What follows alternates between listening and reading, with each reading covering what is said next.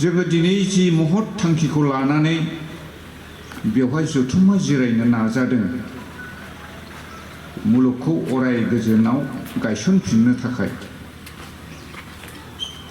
दा बे महत थांखिखौ जोङो मावफुंनांगौबा जोङो साफ्रोमबो बिनि मावगिरिफ्रा गोथार गोसोनि जानांगोन। गोथार गोसोनि जानो हायोबासो जोङो गावजों लोगोसे सारा मुलुगखौ गासैबो जिउ जिबिफोरखौ गावबायदि समान साननानै बयनिबो सुखु दुखुफोरखौ बुजिलायनायनि गेजेरजों बयनिबो दुखुफोरखौ फोजोबलायनानै समानै मोनसे गोजोन थासारियाव जों लाबोलायनो हागोन आरो।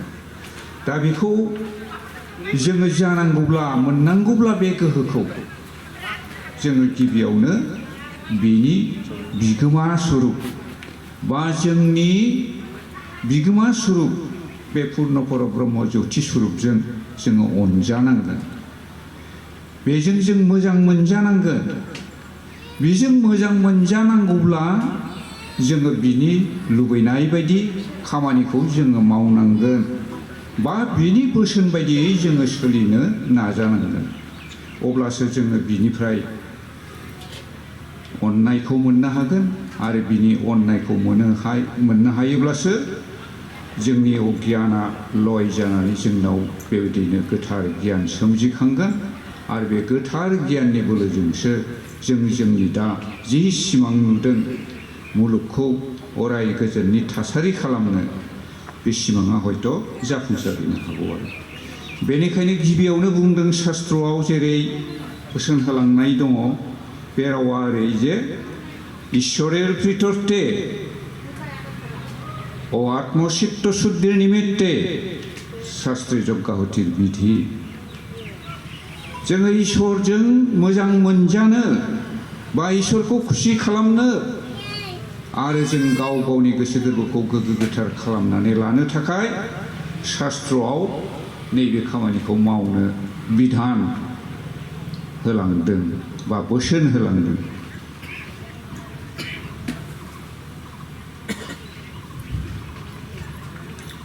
बेनिफ्राय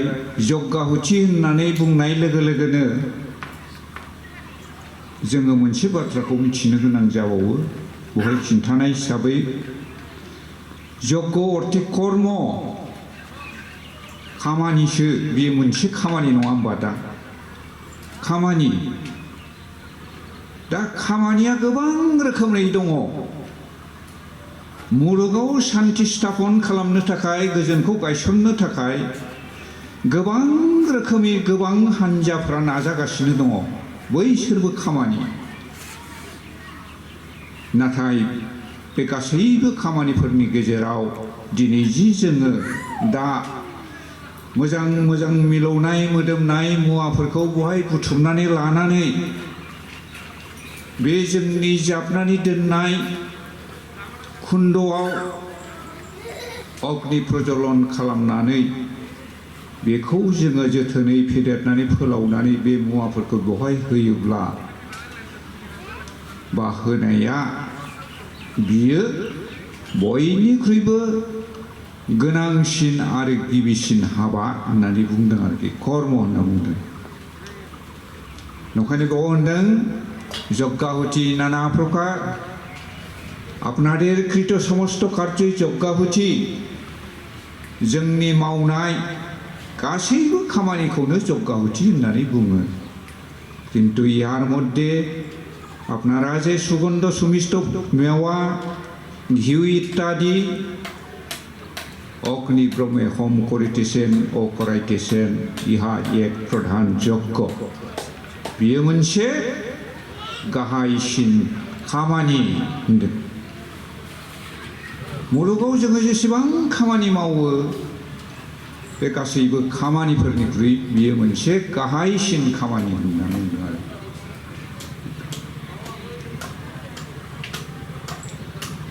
बे खामानिजों मा जायो ओरैनो फंसे रावजों बुंनायबो दङ बेजों चतुर्बर्ग फल मोनो होननानै बुंदों आरो। चतुर्बर्ग माने मोनब्रै बिथिंनि फिथाइखौ बेवहाय मोननो हायो। मा मोनब्रै बिथिं दङ जेरै 1 नम्बरावनो जों दा मानो बहाय ज' जादों धर्म पालन खालामनो होननानै धर्म साधना खालामनो होननानै धर्म माने इसोरजों अनजानो होननानै होनबा बिबो जाफुंगोन अर्थ जेखौ मोनोब्ला जोङो जिउआव अराय गोजोनै थांनानै थानायनि लामाफोरखौ मोनो अर्थात धन दौलत थाखा फैसा जोंनि जाग्रा मुवा इत्यादि अर्थ बेबो बे मोनसे खामानिनिफ्रायनो जाफुंसारो काम जेरै जोङो जोनोमनिफ्राय देरै लावै थैजासिमाव माबा नङा माबा मोनसे गावबा गाव गोसोआव हास्थायनाय दङ लुबैनाय दङ कामना बासना गासैबो कामना बासनाखौनो ज' खालामनानै काम होननानै बुंदों दा बे गासैबोनि गेजेराव नायदो जोङो सिगाङाव आं हारसिंमोन सोरबा सासे लोगो लाबाय मोनसे न'खर दाबाय न'खर संसार जाबाय गथ' गथाय सृष्टि जाबाय मानो आंनि बै साननायफोरखौ जाफुंहोनो थाखायनो आं बेबायदि फारि फारियै माबा मोनसे खालामबोबाय आरो बेनो जाहैबाय काम बेबो बिनिफ्रायनो जाफुंगोन जोबथारनाया मक्ष होननानै बुङोबा जों बुजियोब्लाबो बोरै जायो जों बेखौ मिथिया माखौ मक्ष होनो मक्ष माने मुक्ति जोङो मुक्ति होनबाय थायो नाथाय मुक्तिया मा जिनिस बे मुक्ति माने कामना बासना लानानै जोङो इह जीबनखौ त्याग खालामोब्ला बियो बन्धनाव थाहैयो बे जीबनाव समस्त किछु कामना बासनाखौ त्याग खालामनानै एकमात्र सत्य परमात्माजों जोङो बिनि आज्ञाजों सोलिलांबाय थानो हायोबा बिनि जिउआ जोबनायाव मुक्ति माने नैबे दुखुमय संसाराव जोङो पुनराय माबा मोनसे जानानै जोनोम लाफैफिननांला आरो बारग'बाय दा नंखायनो बे मुलुगखौ मा होनदों मायानि मुलुग बैनिफ्राय जेला जों बेवहाय फैयो बेवहाय माबा मोनसे जोङो शपथ ग्रहण खालामनानै फैनाय बायदिमोन आं थांगोन आरो फैफिनगोन नाथाय बेवहाय फैनानै जों आन्दायबाय बे माया मुलुगाव फैनानै जोङो नुफैनानै बे मायाखौ नुनायाव जों बे मायायावनो आन्दायफैबाय बे माया जालावनो जों आबद्ध जानानै थाबाय बेजों जे जोङो थांफिननानै गोरोबहैफिननांगौमोन बेयो गैला जाया जायनि थाखाय जोङो पुनः जन्म मृत्यु जाबाय थानो गोनां जायो बे मायायाव आबद्ध जाफैनानै दा नंखायनो जोङो बे जीबनावनो बे मायानिफ्राय बारग'नो नाजानानै परमात्माया जोंनो जि आज्ञा होदों जि बोसोन होदों नैबे बोसोन बायदि सोलिनायनि गेजेरजों जोङो बे मायाखौ बारग'नानै थांनायानो बेखौनो मुक्ति होनगोन आरो बेहा पुनराय बेवहाय फैफिननांला बै जन्म मृत्युनि सोरखियाव बियो गिदिंफाबाय थानांला बियो थल्ल' बारननानै बे परमात्माजों गोरोबनानै थाहैबाय बेखौनो मक्ष होनना बुङो बे मक्खखौ जोङो माब्ला गोसोखाङो सोरबा थैबा बै थैनाय समाव इसोरनि खाथियाव जों आरज गाबहरा होनबा बै दिनखालि गोसोखाङो आरो जों मक्ष जानांगौ मुक्ति जानांगौ होननानै नाथाय गावनो जिउआव मुक्तिनि लामाखौ बानायनानै लाखालाङाखिसैबा नोंनि आरजजों बोरै मुक्ति मोनहैयो नंखायनो बे जिउआव गावबा गावनि मुक्तिनि राहाखौ जों दा सोरजिनानै बा बानायनानै लालांखानांगोन बेनि लामायानो जाबाय एकमात्र परमात्मानि जि आज्ञा दङ बे आज्ञाफोरखौ पालन खालामलांनायनि गेजेरजों जोङो बे मुक्तिनि दरजाखौ अपना गेवना थानायखौ जों नुहैगोन आरो नङाब्ला गैया शास्त्रआव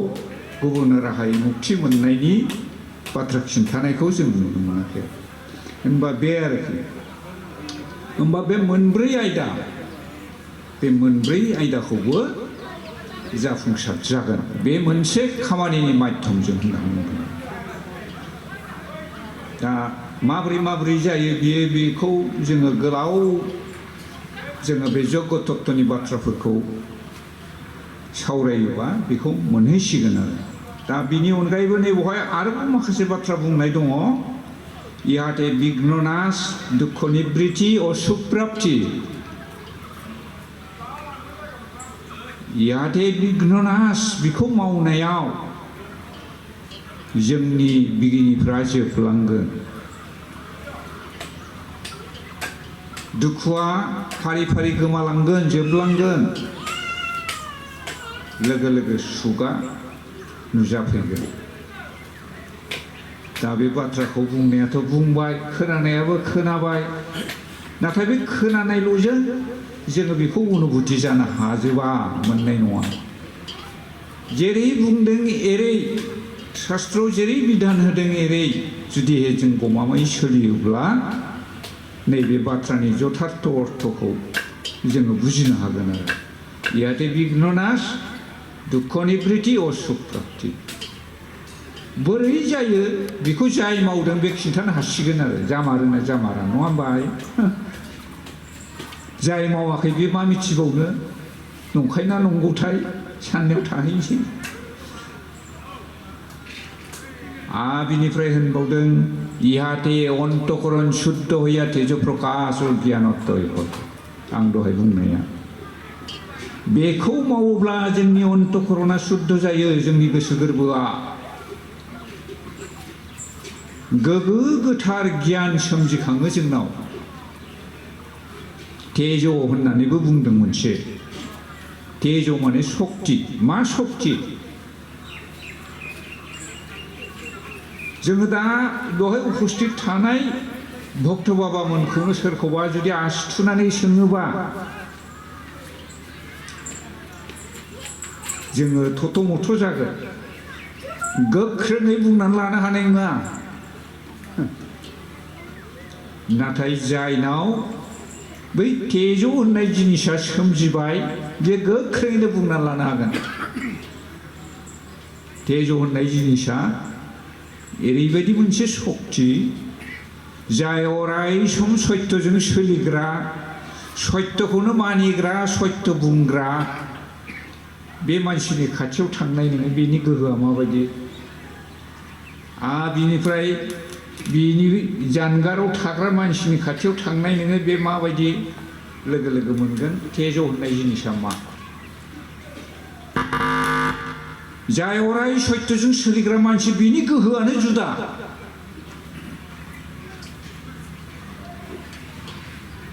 जाय नंखायनि आश्रय लानानै जेसेबांखि गोहोगोरा मानसि जाया मानो नंखायनि आश्रय लानानै थांनाय मानसिनि गोहोआनो जुदाखा बियो बबेबाव नङा बबेबाव खर' गंग्लायहैथारनांगोन बियो नाथाय जाय न्याय सत्यजों सोलिग्रा मानसि बिनि तेजआ बिनि गोहोआ आलादाखा बेबायदि गोगो गोथार गोहो सोमजियो होनना बुङो आरो बे गोहोनि बोलोजोंनो जोङो मा खालामनो हायो जों दा जेखौ सिमां नुदों मुलुगाव अराय गोजोन गायसननायनि बेफोरबायदि खामानियाव बेफोरबायदि गोहो गोनां मानसिफ्रासो जाफुंसार जाहैनो हायो नङाबा साधारन मानसिनि थाखाय बे एखे सिमां जों दा बांसिनानो सिमां नुनाय अबस्थायावनो दङ जाहोनो गावनो जानो हायाखै मालायखौ बोरै जाहोनो नाथाय जायफोरा मोनदांजोबखाथारबाय बिसिनि बुंनाय सोलिनाय हाब भाब समस्त किसुआनो मालाय आलादाखा दा जों बेखौनो अनुसरन खालामनानै जोंबो आवगायनांगोन मालायखौबो जों आवगायहोनो थाखाय नाजानांगोन आरो खावलायलायनांगोन दा जोंनि खामानिया दा बिसो जानानै दङ आरोखि इहाते तेज प्रकाश ज्ञानोदय हय बिनिफ्राय फंसे बुंबावबाय इहाते समय मतो जल हइया जीवेर पालन हय एकदम गुसुङै बुंदों जाहाथे बेखौ मावनायाव सम बायदियै दै जानानै जिबिखौ खांजायो होनना बुङो। माबोरै खांजायो बेखौ बुंनांगौबा आरो गोलाव थाहैबावबाय। माबोरै सम बायदियै दै जायो बेखौ जोङो एसे नोजोर होनानै नुनो मोनो। प्रकृतिनि जि नियम, बे प्रकृतिनि नियमानो धर्म फारसेथिं। बेखौनो जोङो अनुसरन खालामनानै सोलिनांगौ होननानै बुंदों। दा मा जादों? जों दा बे मुवाफोरखौ होयोबा बियो खामनानै मा ओंखारगोन? बे मुवायाव थानाय रसानो हनै उखुन्दै खफ' जानानै ओंखारबोगोन। बे खफ'आनो गोजौआव थांनानै बै जे साना दहायनिफ्राय बोखोनानै लांगासिनो दं जोंनि नैबे भीम बिखुंनिफ्राय दैमा दैसानि हनै दंग' दंला, बिलो, लैथो लैथोमा, गेसाव गोफोन, बेफोरनिफ्राय रसखौ आकर्षण खालामनानै लांगासिनो दं। बेनो हनै जों नुहुरबाय जोमै दामोल जाहैबाय।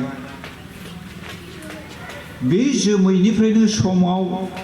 अखा सोमजिनानै हायाव गोग्लैफैयो। हायाव गोग्लैफैयोबा बे हायाव थानाय गांसो गांलाफ्रा, बिफां लाइफांफ्रा थाजिम जायो, बोलोगोरा जायो। जेरैहाय जोङो आदार मोनजायोबा गोख्रों जायो, मोजाङै जोंनि मावनांगौ खामानिफोरखौ मावफुंनो हायो। थिग बेबायदिनो बिफां लाइफां गांसो गांलाफ्राबो बेबायदिनो सबल जानानै मोजां रोखोमनि बिबार बारनो हायो, मोजां रोखोमनि फिथाइ थायनो हायो। যথেষ্ট পরিমাণে সাত্ত্বিকী উন্ন উৎপন্ন হয়। गोबां रोखोमै मोजां गुन गोनां आदार सोमजियो। आरो बे आदारजोंनो जोंनि बे मुलुगाव थानाय बिभिन्न प्रकारनि जिउ जिबिफ्रा गोजोनै थांना थानायनि मोनसे राहा मोनो। बे मोनसे खामानिफ्रायनो बेबो जाफुंसार जायो।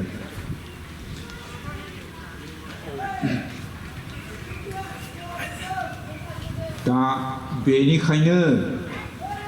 इसोरनि थांखिया मुलुगाव जिउ जिबिफोरखौ, जिरादफोरखौ सोमजिनायनि थांखिया मामोन? बयखौबो समानै अनलायनाय, मोजां मोनलायनायनि गेजेरजों जाहाथे बयबो आलो गोजोनै थांनानै थानानै आनन्द उपभोग खालामनो, बेनोमोन इसोरनि थांखिया। दा बे इसोरनि थांखिखौ जाफुंसार होनायनि बेयो मोनसे गिबि हाबाफारि। नंखायनो बेखौ मावोबा इसोरा खुसि जायो होनदों। इसोरे प्रितर्थे, बेखौ मावोबानो इसोरनि अननायजों नोंनि अगियाना खारनानै गोसो गोरबोआ गोग्गो गोथार जायो, गोथार गियान सोमजिखाङो। आरो बे गोथार गियाननि बोलोजोंनो नोङो मुलुगनि अराय मोजां हाबाफोरखौ मावफुंलांनायनि गेजेरजों जोबनायाव बै मोक्षखौ मोनहैनायनि राहाखौ मोनो। होनबा बे मोनसेजोंनो बे मोनब्रै प्रकारनि खामानिया जाफुंसार जायो होनदों। दा बेनिखायनो इहा अबश्य कर्तव्य, इहा अबश्य कर्तव्य। कर्तव्यखौ पालन खालामदों जों दा खालामाखै। जोङो मुलुगनि सिन्थाखौ खालामाखै, आं आंनि उदैनिखौल'सो खालामदों ना। नंखायनो आं उदैखौ सुफुंनो थाखाय आंबो मावगासिनो दं। नाथाय आंनि मावनाया नैबेबायदि मोनब्रै रोखोमनि फिथाइ मोनहोनो हानाय रोखोम जायाखै। दा नंखायनो बेयो मोनसे महत उद्देश्यनि महत खामानि। आरो नंखायनो बेयो अबश्य कर्तव्य। इहा अकरणे प्रत्याबय। बेखौ मावियाव दिनै मुलुगा खहा जागासिनो दङ। मानि खहा? प्रतिथ' बिसयावनो बय जागासिनो दङ, नै खथि जागासिनो दं। मानि खथि जादों? आंनि गियान मोननांगौआबो जायाखिसै। मुलुगनि जिउ जिबिखौ गावबायदि साननानै समान अननांगौआबो जायाखिसै। सम बायदि अखा हाहोनानै जथेस्थ' परिमाणनि जे अन्न सृष्टि जानांगौमोन 그 गोथार गुनजुक्त आदार सोमजिनांगौमोन बेबो जाफुङाखिसै फारसेथिं मुलुगाव गोजोननि अनगायै दुखुनि सिमा गैयै जाफैबाय आरो बेनो प्रत्याब्य कर'ने कल्याण मावोब्ला मोजाङानो जागोन मा मोजां जागोन दहाय बुंलांनाय गासैबो हाबायानो जाफुंसार जागोन बेवहाय नों मावदों नोंबो मोजां जागोन नोंजों लोगोसे नोंनि मावनाया जेसेबां रोखोमनि नोङो मावनो हादों बे रोखोमै बे ओनसोलाव थानाय जिउ जिबिफ्राबो नोंजों लोगोसे समानैनो गोजोननि राहाखौ बा मोजांखौ मोनफागोन आरो दा बेनिखायनो जोङो सोरबा सासेयाल' मावनायजों बे एथ' गिदिर मुलुगनि मोजांखौ जोङो मालाबाबो हास्थायनो हायोना सम्भब नङा नंखायनो परमहंसआ जोंखौ बुंलांदों যতদিন পর্যন্ত আপনারা जों साफ्रोमबो मानसियानो बे खामानिखौ मावनाय नङा अब्लासिम पर्यन्त जोङो बिनि जे गुन बे गुनखौ जों मोनदांनाय नङा यज्ञ होयोब्ला जे बेबायदि जायो बे जायो सोदोबखौ जोङो साफ्रोमबो मुलुगनि मानसिया जेब्लासिम मावनाय नङा अब्लासिम जों बेखौ स्पष्ट प्रकारै नुनो मोननाय नङा नाथाय जाय मावदों बेहा व्यक्तिगत भाबै माबा मोनसे खिन्थिदा मोनगोन मुलुगनाङै जों बेखौ मोननाय नङा नंखायनो आइमोन आफामोन बे खामानिखौ कर'ने कल्याण अकर'ने प्रत्याब्य दा बेनि अनगायैबो जोंहा आरोबाव माखासे खामानि मावनो गोनां दंबावो खामानिसो होनखादों नालाय बे जाबाय गाहाय खामानि प्रधान यज्ञ आरो बेनिफ्राय मोनसे मा यज्ञ दंबावो महत यज्ञ होनदों आरोबाव माखासे गिदिर गिदिर खामानि दंबावो बे बयनिख्रुइबो देरसिन मा बावलायबाय माखासेफ्रालाय माखौ मावोबा जों मुलुगनाङै गोजोनखौ मोननो हागोन मुलुगनाङै गोजोन मोननायनि आरोबाव माखासे खामानि दंबावो बेखौबो जोंखौ मावनो थिनदों बियो माबोरैहाय जेरै क्षुधार्तके अन्नदान उखैनायफोरनो जोङो जा हायो एसे जाहोनाय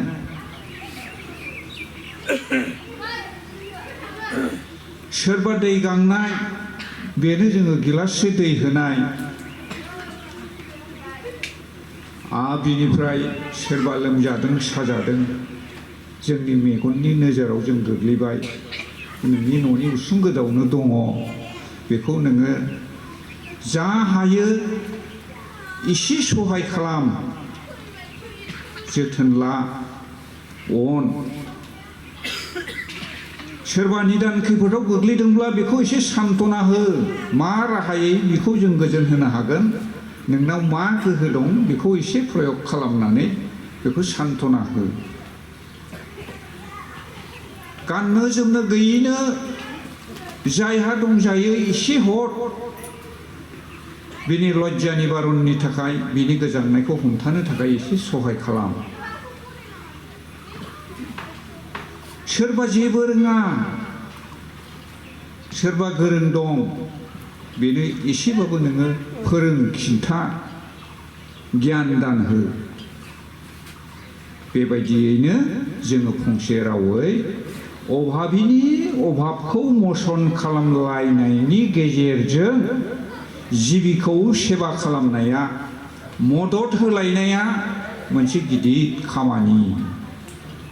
नैबे खामानिखौबो जोंखौ मावलायनो थिनदों आरो इहाते ईश्वरेर प्रसन्नता जानिबे बेखिनि खामानिखौ मावलाङोब्लानो नोङो बेवहायनो ईश्वरा नोंखौ खुसि जागोन मोजां मोनगोन ईश्वरा बेयावनो गोजोनग्लायगोन होनदों होमबा आइमोन आफामोन बेनो जोंनि मुल मावनो गोनां खामानिफ्रा बेजों लोगोसे आरोबाव माखासे दंब्लाबो बेनो आरो बिनि आनुषंगिक जेरै खृष्टानफोरनावबो दङ मोननैल' बिसिनि आज्ञायाबो गाहाय आज्ञाया मोनसेया मा नोंनि सर्बस्व अननाय मोजां मोननायनि गेजेरजों नोंनि परमेश्वरखौ श्रद्धा भक्ति खालाम बिनि खाथियाव नों खर' गंग्लायनानै आर'ज गाब नैथिया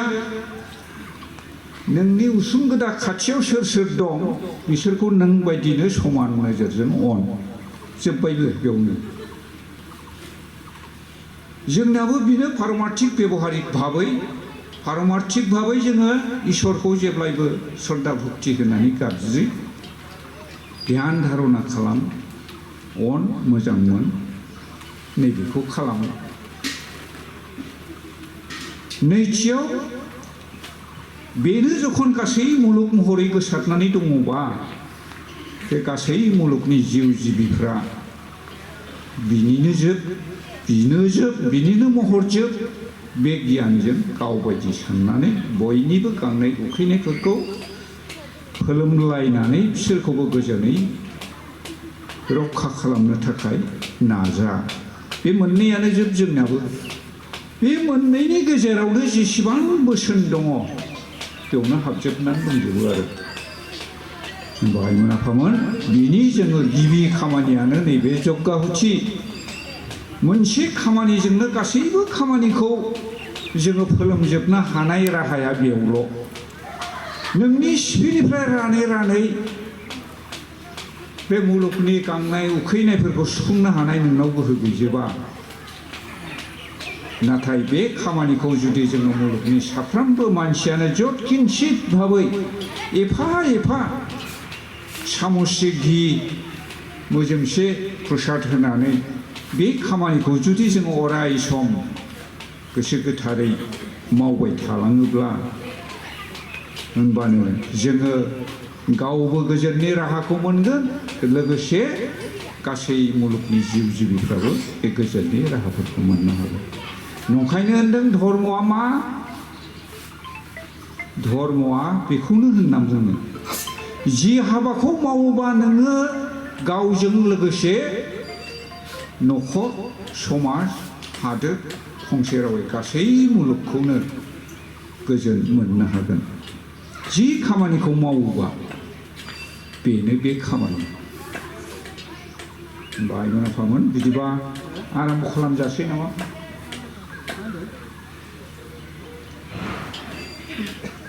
होनबालाय आइमोन आफामोन बिदिबा जोङो साग्रिद जादों बयबो गावबागाव गोसो गोरबोखौ परमात्मानि खाथियाव बावनानै जोंनि जि उद्देश्य मुलुगाव जोङो गोजोन गायसननायनि जि थांखि बेखौ जेन' जोङो थारैनो बिनि अननायखौ मोननानै जाफुंसार होनो हाथों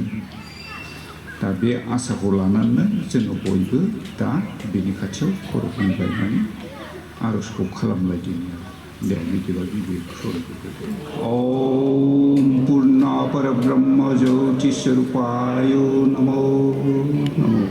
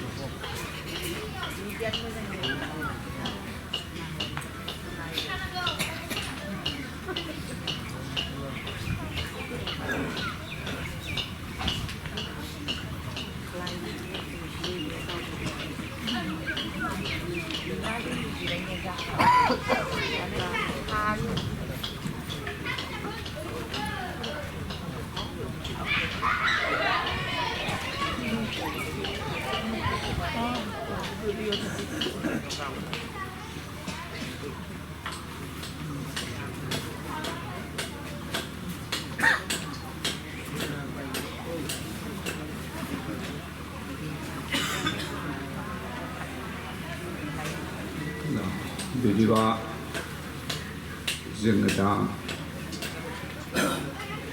जोंनि एकमात्र उपास्य देवता पूजनीय अग्नि ब्रह्मखौ प्रतिष्ठा खालामबाय।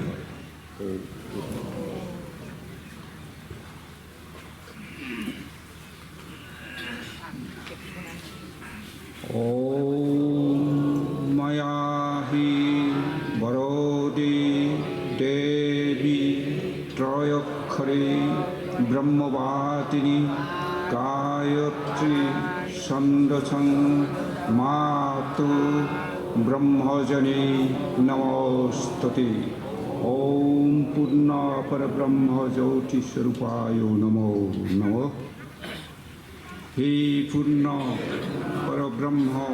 ज्योति स्वरूप मुलुगनि गुरु आइ आफा जिउ जिउमा नोंनो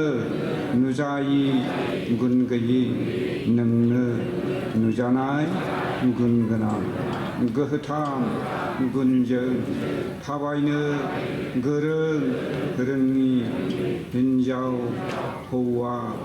मुलुगखौ लानानै नों सासेयानो नुनाय बुंफबनाय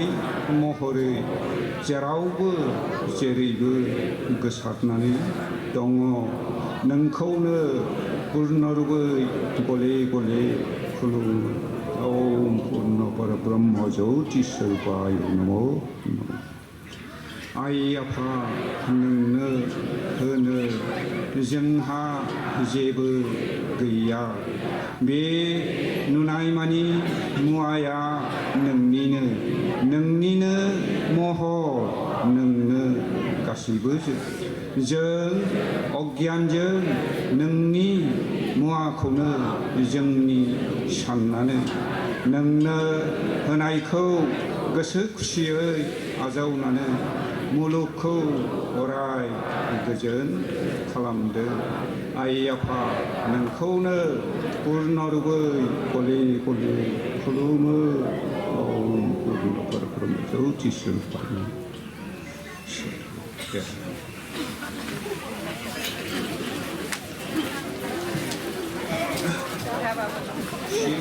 시리 가시고 시간 공동했어요. 이니까 우리나라 조조이는 흔세.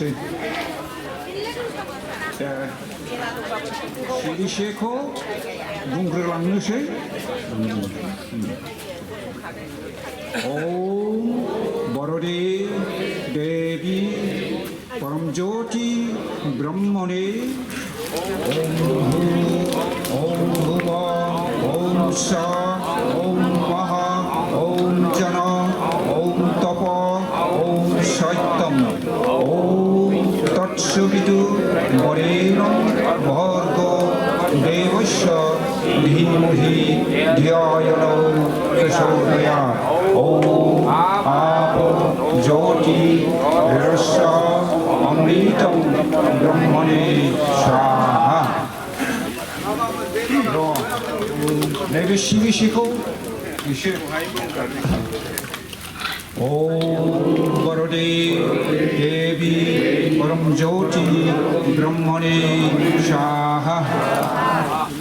ओम सरास ब्रह्मणे स्वाहा। ओम पूर्ण परब्रह्म ज्योति स्वरूपाय स्वाहा।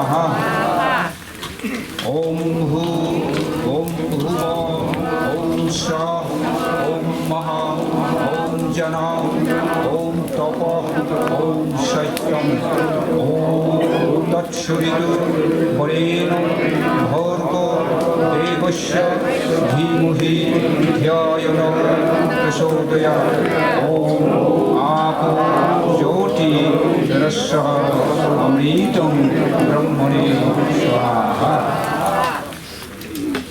ॐ ब्रह्महवि ब्रह्मग्नो ब्रह्मणाहुतं ब्रह्मैवो तेन कर्तव्यं ब्रह्मकर्म समाधिना ॐ स्वाहा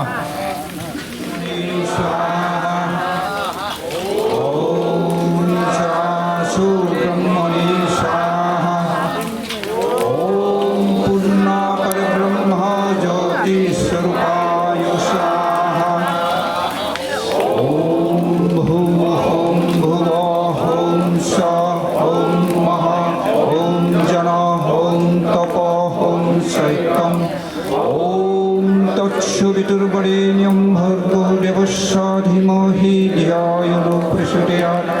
ॐ आपो ज्योतिरसमृतं ब्रह्मणे स्वाहा ॐ ब्रह्मार्पणं ब्रह्महवि ब्रह्माग्नो ब्रह्मणाहुतं ब्रह्मैवो तेन कर्तव्यं ब्रह्मकर्म समाधिना ॐ स्वाहा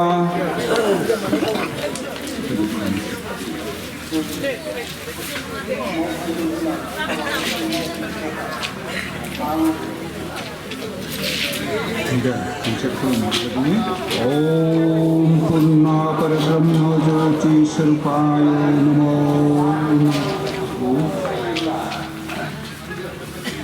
ओमने गावनो बेरखांगिरि पूर्ण परब्रह्म ज्योति स्वरूप मुलुगनि गुरु आइ आफा जिउ जिउमा नोंनो नुजायि गुन गैयि नोंनो नुजानाय गुन गोनां गोहोथाम गुनजों थाबायनो गोरों रोङि हिन्जाव हौवा जिउ जिरा मुलुगखौ लानानै नों सासेयानो नुजानाय आबुं महरै जेरावबो जेरैबो गोसारनानै दङ नोंखौनो आबुं महरै गले गले खुलुमो ओम पूर्ण ब्रह्म ज्योति स्वरूपाय नमो आइ आफा जों जग तपस्या उपासना ध्यान धारणा खुलुमनो फोथायनो जेबो मिथि रोङा नोंखौ सिनायनो मिथिनो रोङियाव नोंनो जोंनि जग तपस्या उपासना ध्यान धारणा खुलुमजाग्रा फोथायजाग्रा आइ आफा नोंनि अननायजों जोंनि मिथिनानै एबा मिथि रोङैयाव मावजाना दायमानिखौ निमाहा हो नोंनि गुबै ज्योतिखौ सिनायनानै नोंजों अनजानाय अराय मोजां हाबा मावनो गोहो सोमजिहोदों आइ आफा नोंनो बे मुलुगनिफ्राय दावहा निन्दा ग्लानि हिंसा हिंसि बायदि मैया दुखु जारलाखौ खोमोरनानै धोरोमजों धोरोम सैलायिखौ बोखारनानै गावफ्लेनाय गैयै गोजोनग्लाय होदो नोंथ' जेरै एरैनो गोजोनग्लाय गोजोनैनो दंगासिनो दङ हौवा हिन्जाव जिउ जिबि दंमानिनो गोजोननाय होदो जोंनि अगियान गोसोआव गोथार गियान सोमजिहोदो बिदि गियानखौ होनानै जों बयबो जिउ जिउमा गुबुन नङै गियानजों गोजोनै अनलायनानै थानो हानायनि राहा होदो आइ आफा नोंखौनो जों बयबो आबुं महरै गले गले खुलुमो ज्योतिस्वरूपाय नमो नमः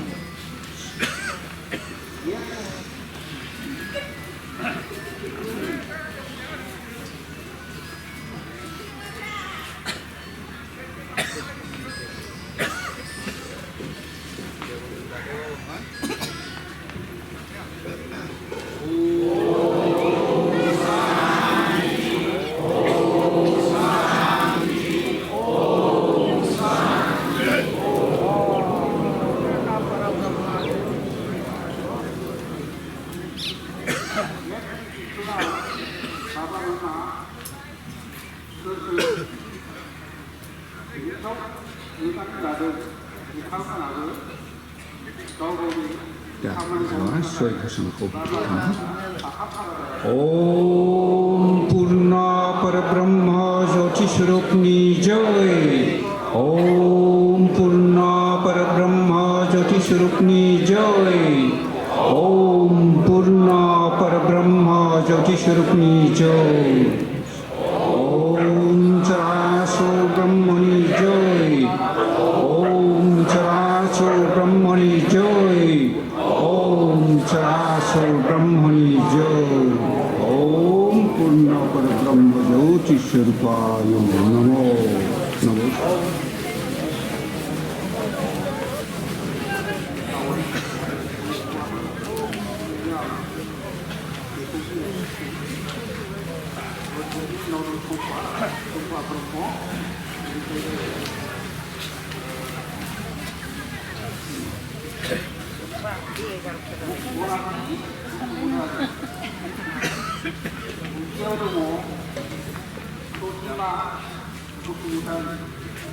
बिदिबा जेबो गोलाव बुंबाय थालायला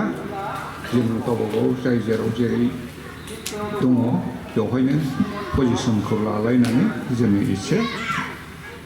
ओमकार जप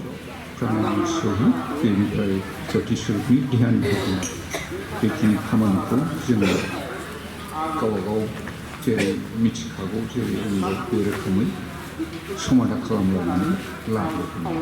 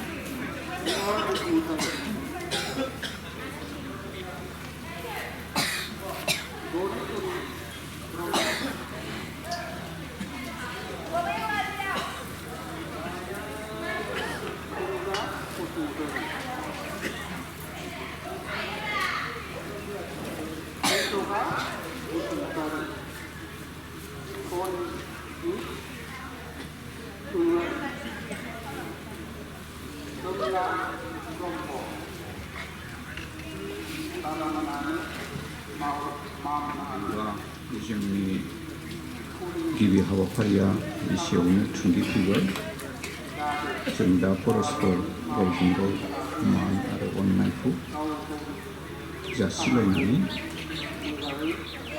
जोबनायाव जोङो ज्योतिषु सूर्यनारायणखौ दर्शन खालामनानै जोंनि बे हाबाफारिखौ बेयावनो फोजोबनाय जासिगोन दा जों परस्पर अननाय आरो मान बेखौ आदान प्रदान खालामलायनाय स्वरूपै बेवहाय हिसाबै जों बेखौ फोजोबथारगोन